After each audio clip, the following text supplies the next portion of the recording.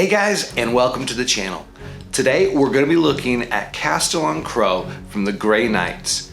He's going to be the leader of my Grey Knights chapter for my Space Marine Army project.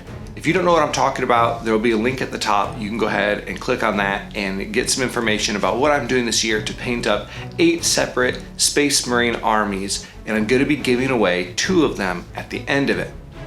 But he's a model that I actually picked up a while ago before I had any plans of doing a Grey Knights army. I really loved the sculpt. I liked the look of the model as a whole. Wasn't into Grey Knights, but I just liked him. So I picked him up, and it was exciting to finally be able to sit down and just paint a sculpt that I absolutely love. I think the pose, I think everything about the way his armor is. I like the idea of painting silver armor and making it more interesting, adding some more depth to the model itself than just throw some paint on, throw a wash on, throw a highlight on. Our major focus in this episode is going to be how do we make true metallic metal look better. We have all these videos for non-metallic metal because it's such an awesome idea, it's an awesome concept, but for a lot of people they don't have the time, or they just don't simply like the look of the non-metallic metal, but they want to make their true metallic metal even better than what they have been. So what we're going to be looking at in this video is how do we take that true metallic metal and level it up. You didn't come here to listen to me talk about models, you came here to watch some painting. So let's go ahead and get right into it. I went ahead and after priming the model in Vallejo's Surface Primer Black, I took my dark aluminium and I airbrushed that on in an even coat all over the model. We're just gonna catch all of the black parts here and use our coal black. So what I decided to do here is instead of start with the armor first, there's so much ornamentation on Crowe as a whole. So I decided to go ahead and in order to make it easier to follow along with what was going on with the armor, I decided to do all of the details first and then save the armor for last. So if you're really here just looking for how I painted his armor, go ahead and jump to that chapter in the video description.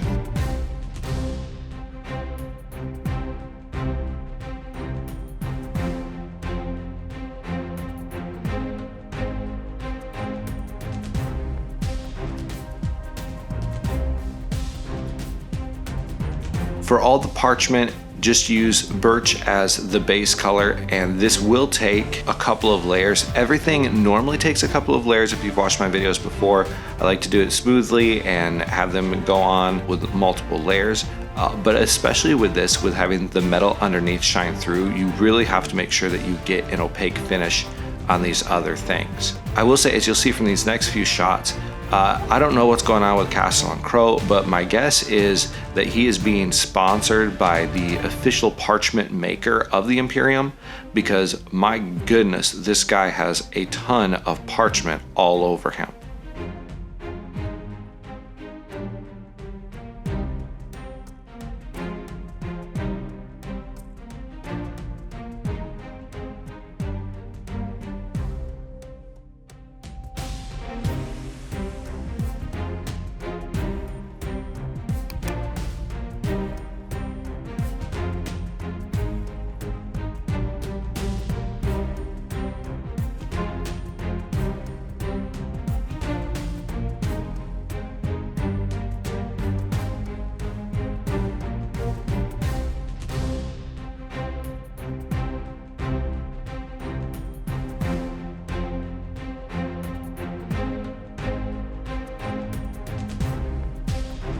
Once again, we're gonna come over this in 2-3 coats and make sure that we get it as opaque as possible while keeping it smooth. For all the seals, we have Screamer Pink that we're going to be painting them in. It's this nice color. I think this is what I prefer to paint my seals with. Sometimes I use darker reds or a little bit more purple whenever I feel that the color is gonna get lost in the model. But with all the silver and all the parchment here, the Screamer Pink really kind of pops out and makes these seals really stand out a bit more.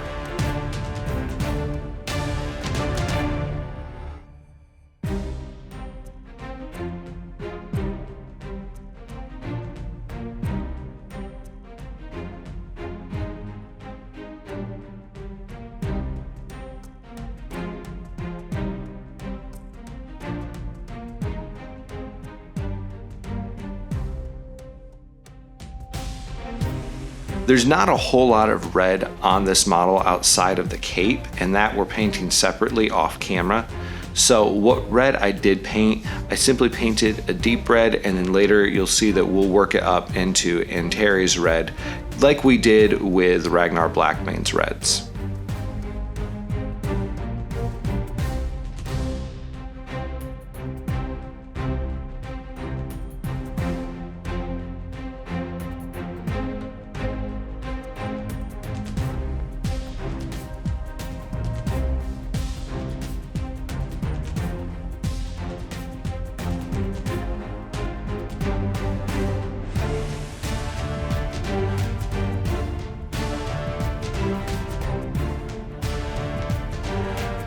All the white parts. If you're ever painting white, just remember, don't paint white, paint gray. So this is Ulthuan gray. If I was to do this again, I think I would go back and I would actually paint it up with maybe a gray sear first and then go into Ulthuan gray. I kind of regretted going straight into Ulthuan gray because its coverage isn't as good and it's a little bit lighter of a paint. So it took me a lot of layers working it over this shoulder pauldron and over the helmet to get that white to look smooth but also opaque. There's also a lot of gold parts along this model. I went with my favorite, which is rich gold. It's this nice deep gold color. I think it has a lot of good pigment to it. It has a lot of good color and good coverage, which I don't find a lot in gold paints. Obviously use any gold you like, but this is probably one of my personal favorites.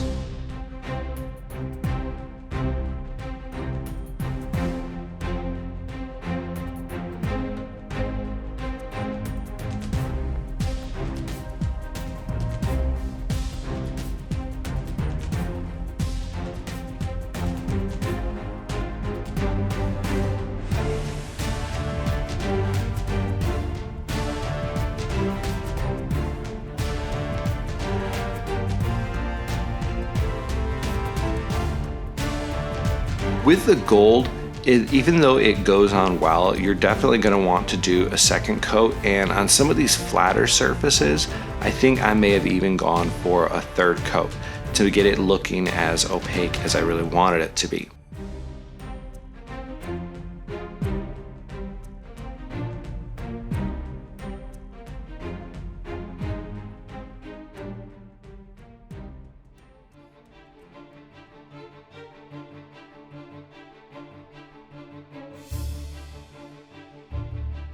For all of the parchment, all of the gold on this model, we're going to use the Sepia Ink to cover all of it. Now, the thing to remember is if you're using this, you definitely want to thin this down. You don't want it going on too strong because it is an ink, which means it's stronger than a wash. But another thing I do, as you can see here, is I take my damp brush after I've put it on and I wipe it off of some of these raised areas on the parchment. Now don't do that on the gold because you do want that color shift, but on the parchment, I don't want it looking that old and worn. I just wanted to give it a little bit of color variation.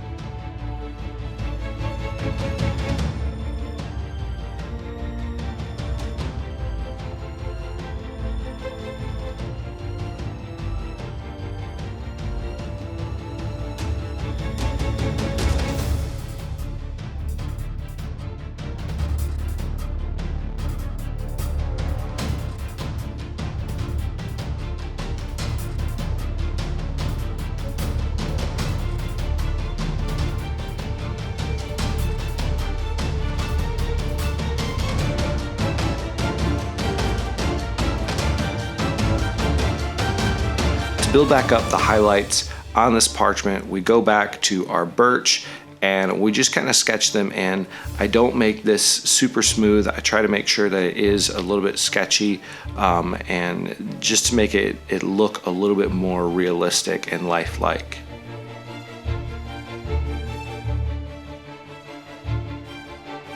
Especially on a model like this that has so much parchment, and especially parchment that really is critical to the model in the fact that he's got multiple books on his armor, you really want to make sure that you take your time to paint this correctly.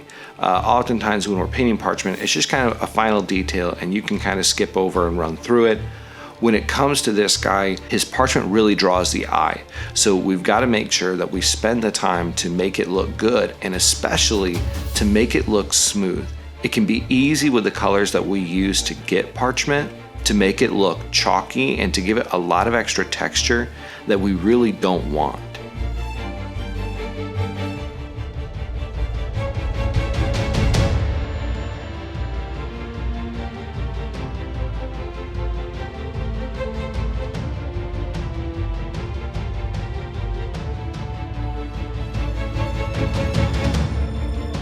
After we've built up our birch in a couple of layers, we're going to jump up to white sands, and we're really going to focus on edges and kind of those brightest highlights. We might add some scratches in there.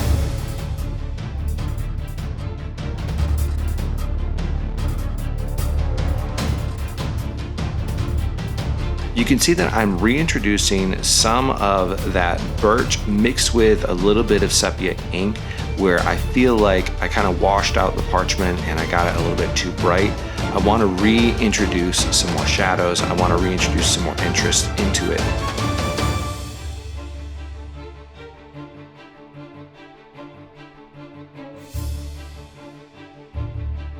Now I know a lot of people use a pen for this, but I prefer to just use a brush. I mix my mahogany with a little bit of black. I make sure I have a good tip.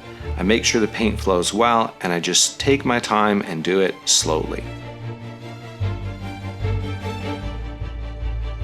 For the seals, I do them rather simply. I just take my Screamer Pink, I add a little bit of Sunny Skin Tone and a couple of different stages. And at each stage, I go in and I highlight up the raised areas. And each stage, I just shrink the amount of area that I'm painting.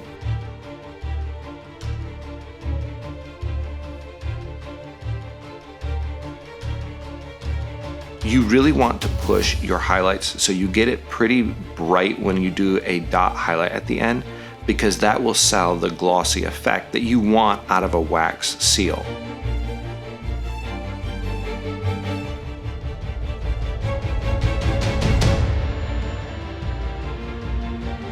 All of the black on this model, we're doing the same, whether it's the gun casing or it's the ribbing of the suit underneath. And we're starting with a Corvus black. This isn't going to show a lot. You're not going to see a whole lot of a difference between this and the coal black that we use underneath, but it is going to provide a nice transition to the next colors.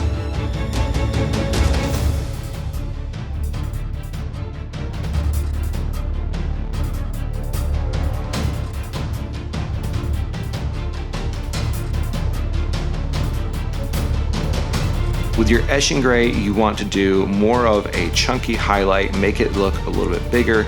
Don't go crazy with it. Don't cover all of what we covered with our Corvus.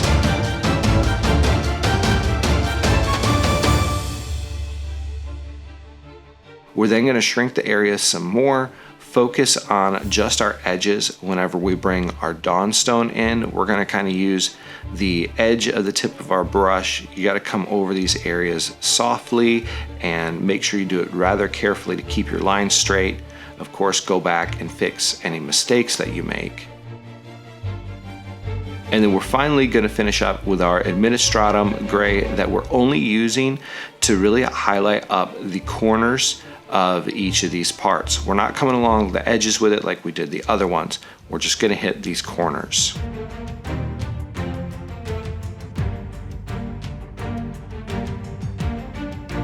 For the white, it's hard to tell what we're doing here. It's hard to see the difference that's being made. We've taken our Ulthuan gray and we've mixed it with very much watered down dark sea blue. and we're kind of just applying it in really thin glazes to build up the shadows and to give it a little bit of a color shift as you look at it. This takes a lot of time. I honestly didn't spend as much time doing this as I should have. As with all the models that we're doing in the Space Marine Army project, we have limited amount of time to get a lot of models done, but I got it to a point where I was happy with it.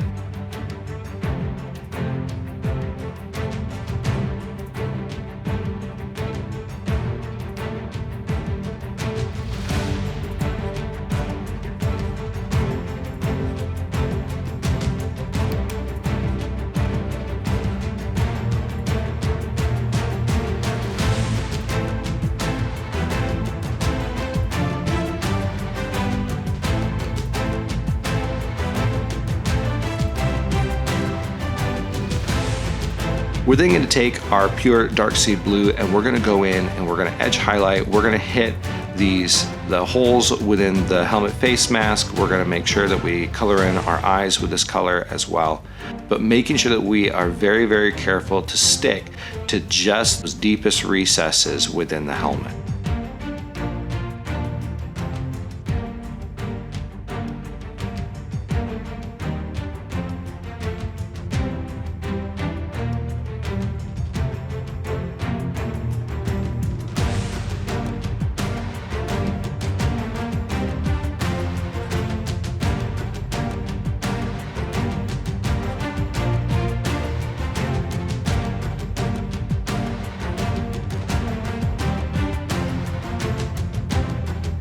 We're going to take our Ulthuan gray and mix it with a little bit of bold titanium white, and we're going to come back over where we want our bright spots to be. Once again, glazing it in. We're not doing this with a very opaque finish. We want to glaze it and make this transition as subtle as possible.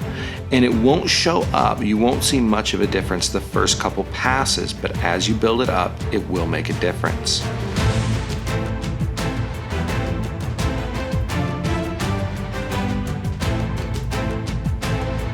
Finally, we come along with our pure bold titanium white and we provide an edge highlight on all of these white elements. And you can really see the difference in how that white comes through, but the helmet still sells itself as white even though it's painted largely in stages of gray.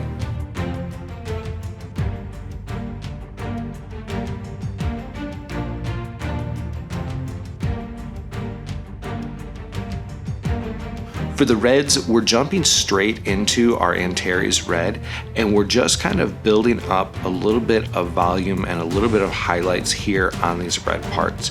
There's not a whole lot of red, but we do want to make whatever red we have pop. Make sure you go along all of these book edges and provide that highlight with the Antares red, or they really will remain looking flat, and we don't want that.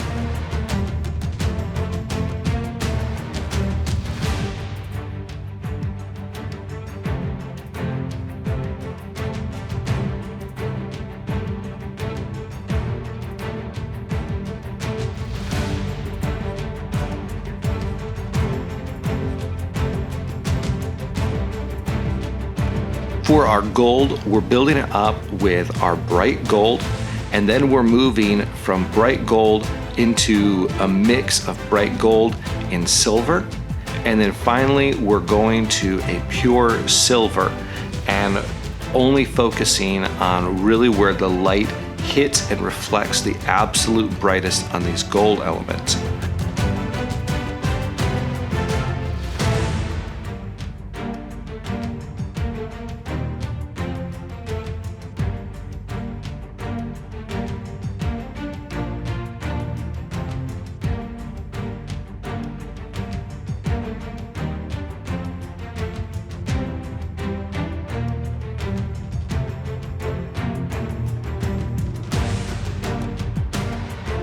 One of the things that I like to do is after I build up my highlights, especially with metallics, is I like to come in later with a wash, and for this I used our Sepia ink mixed with a little bit of violet ink to come back in, build back up some shadows, and create some more depth. Basically, sometimes I over highlight so I can come back in and I can knock that down, or sometimes the highlights don't transition well, so I'll really use those inks to create a much better transition. Here you can see that I'm taking my time to make sure that I paint up the reflections on each of these individual letters, because you can kind of see how the light hits them and that it doesn't just hit them in a uniform way. Because of the shapes of these letters, the light is going to interact with them all a little bit different. I'm not taking a crazy amount of time, but these are going to stick out. They're going to be very obvious. They're kind of focal points, all the different writing on him. I want to make sure that I took the time and I made these look good because they will catch the eye. This is the exact same method of going from bright gold into a bright gold mixed with silver and finally into silver. I wanted a paler gold, which is why I did the step of mixing in between the bright gold and the silver. If you had just gone straight into silver for the brightest highlights, it would be a little bit of a warmer gold than what we're going with, but I really wanted to find that good mix of having it kind of blend into the silver armor and not stick out a ton. I wanted to make the silver armor the focal point and not really make the gold accents the thing that you would look at or be focused on.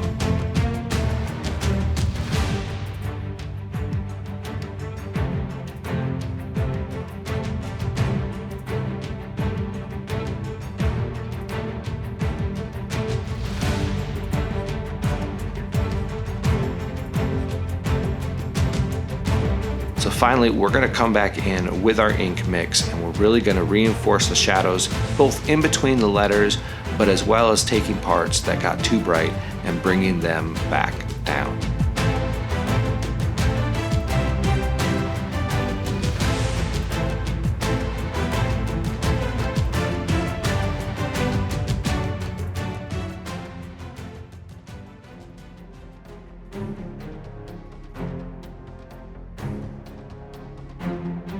The sword hilt is going to use the same colors as the sword blade, as well as the same colors as the gun casing. We're just not going to work them up in as many stages. This is Dawnstone worked right into Administratum gray to create these highlights here on the hilt, and those will be the same colors that we'll use later on with the sword.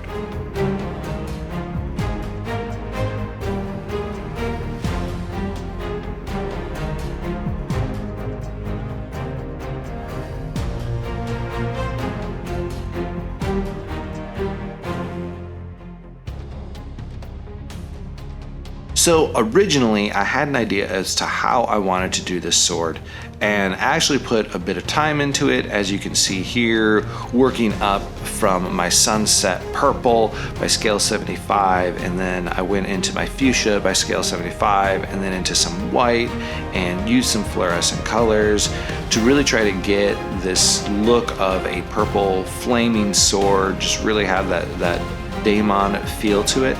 And it didn't look right. I wasn't happy with the results, so I ended up completely scrapping it. I took my bold titanium white and I watered it down and I painted it right over the sword, as you can kind of see here, with the idea of using some fluorescence instead to build up that color.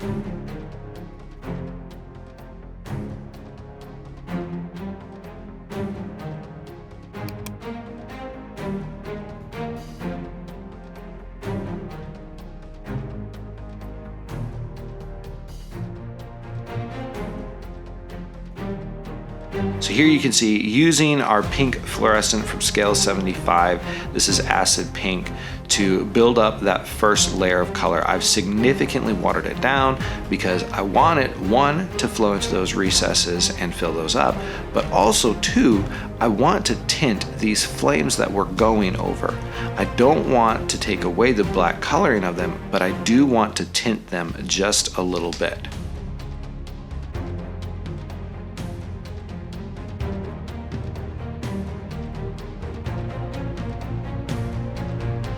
So make sure you take the time for it to dry, but then come back over with our psychedelic purple fluorescent paint once again watered down, and this will go over the exact same area.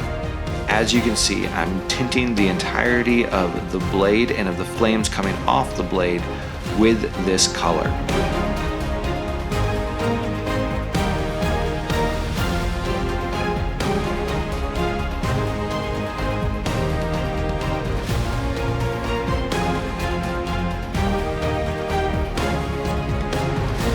In order to bring back in our grays, we're going to start with our Eshin gray, and we're just dry brushing it all back on. You could take your time and you could do this with just a regular brush, but I kind of wanted to see what I could get done with a dry brush coming back over it, and I got to a point where I was happy with it.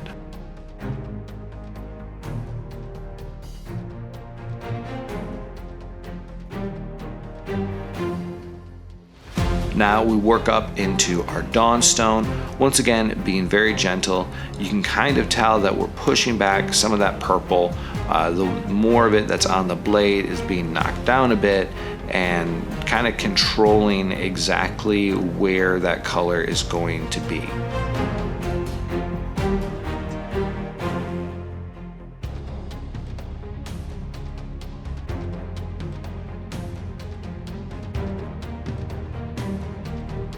Here we've worked all the way up into our Administratum gray, going back over everything but really using a light touch in order to keep it on the highest raised edges.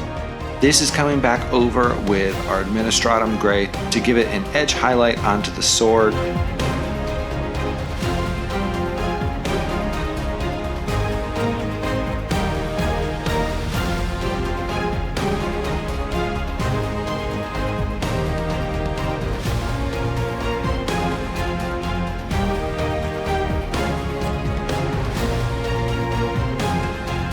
Finally, we're going to create our brightest edge highlight here with our bold titanium white.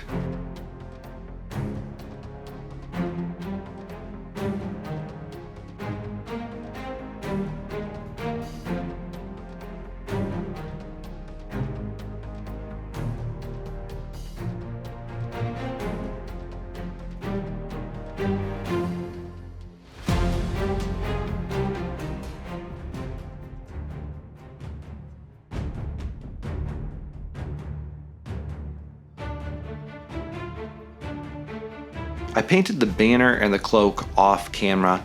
If you want to know how I painted them, just simply ask. If you're wondering about the reds, it's very similar to the way that I painted Ragnar Blackmane's red cloak, as the banner is also painted much in the same way. But I wanted to attach them as I paint this armor so that I could see where the shadows would be falling from those elements on the model as I painted up the silver armor. Now, it's not going to look like much is happening as we do this, because what we're going to do is we're going to build up shadows and we're going to build up highlights by doing glazes. We're using our base color, and then we've mixed in some Inktense blue from scale 75, and what we're doing is we're just glazing it on over and over, focusing on where we want shadows to be.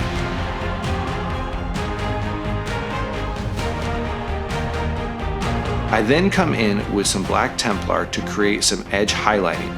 But one of the things I did is I didn't have the time to spend the amount of time I needed to build up these highlights really as slowly and carefully as I should have. So I also used my black Templar to come back over and to create more shadows with that significantly watered down into the deepest areas where I wanted the most shadow to fall on this armor.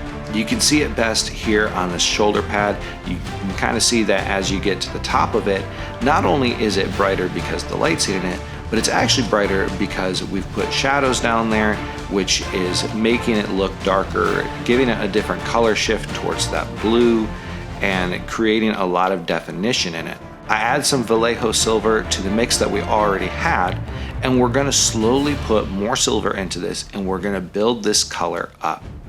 Now, a couple of things that I really like about this is it gives you a lot of control over where you want light to fall, but also on top of that, it really gives you a nice color to your armor. That blue ink mixed in really makes the armor take on a different tone. It gives it a bluish hue without it being a blue armor.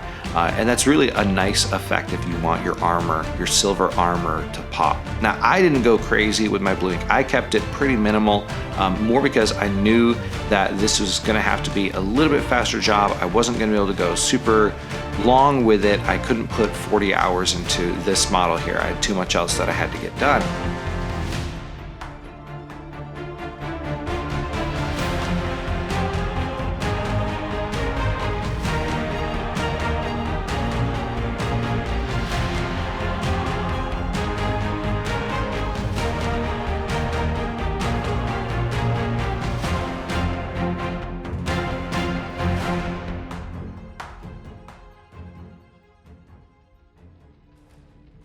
So here's the finished model.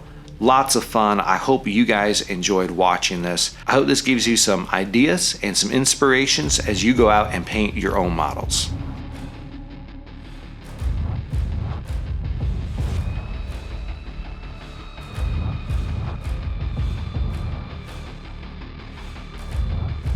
Thank you guys so much for watching this video. I really appreciate that. I appreciate all your support that you give. If you would, go ahead and hit that like button. If you haven't already, hit that subscribe button. Drop a comment down below. Would love to hear from you. Would love to hear your feedback, your critique, anything you have to say about this video, anything that you would like to see in the future that I'm working on, any other tutorials, any other videos, just let me know.